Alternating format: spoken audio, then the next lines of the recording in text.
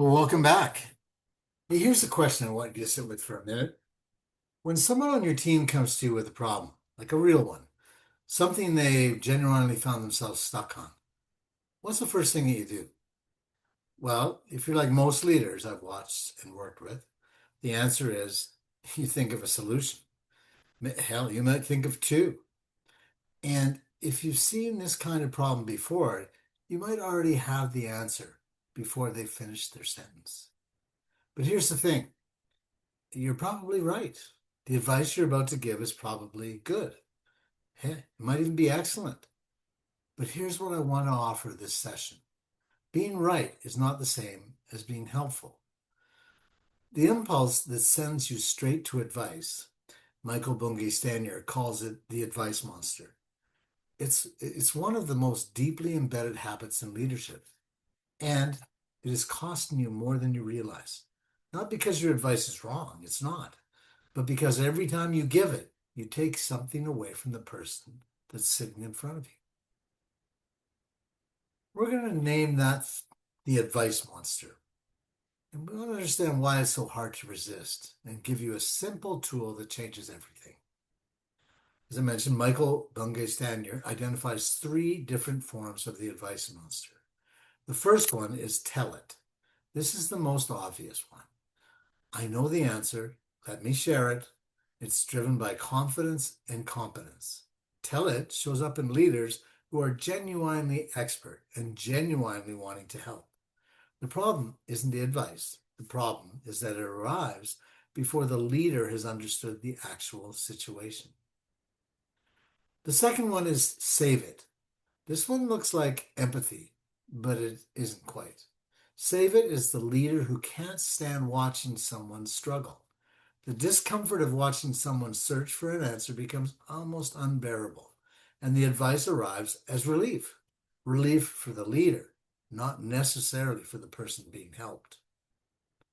The third one is called control it. This one is driven by anxiety.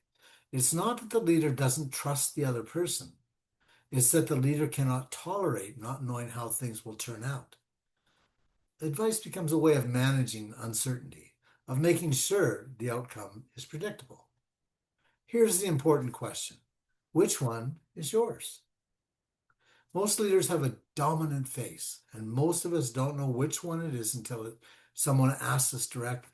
So I'm asking you, when you think about the last week of conversations, the times you jumped in, finished a sentence, offered a solution before the problem was fully described, what was driving that? I want to be clear about something. The advice monster is not a personality flaw. It's not arrogance. It's not even impatience most of the time. It's a trained response. Leaders are promoted for having answers. The identity of an effective leader in most organizations is built on the notion of competence, decisiveness, and the ability to solve problems quickly. The people who moved up were the ones with answers. And now, when someone brings you a problem, your nervous system does exactly what it was trained to do. It generates solutions. David Rock's neuroscience research shows that problem-solving procedures, a mild dopamine reward is given. It feels slightly good to arrive at a solution, which means the advice monster is not just a habit, it's a rewarded habit. That's why it's so hard to interrupt. And there's one more reason. Sometimes people genuinely want advice. Not always, but sometimes. And the uncertainty about which situation you're in, do they want me to advise? Do they want me to just listen? Is part of what drives leaders to default to advising. It's faster. It removes the discomfort of not knowing. The antidote is not permanent silence. It's not withholding your expertise forever. It's what Michael Bungay Stanier calls stay curious a little bit longer. The practical version of this is simpler than it seems. Before you advise, ask one more question.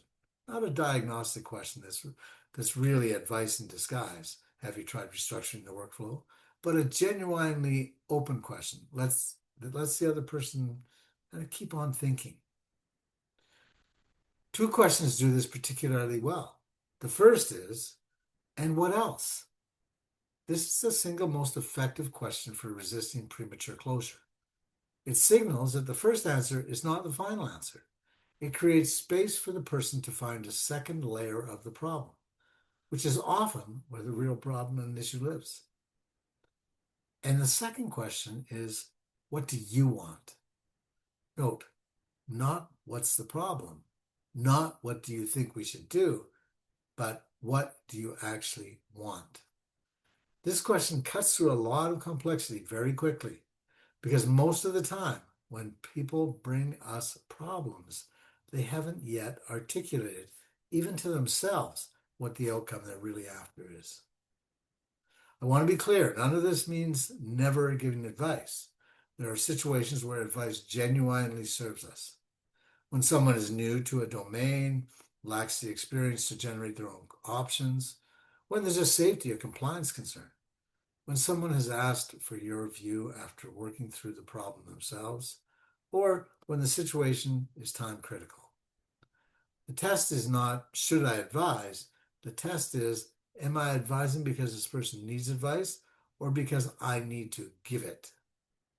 That's the advice monster's tell. It's always dressing itself up as service to the other person. And often, when you examine it honestly, it's primarily relief for you, for yourself.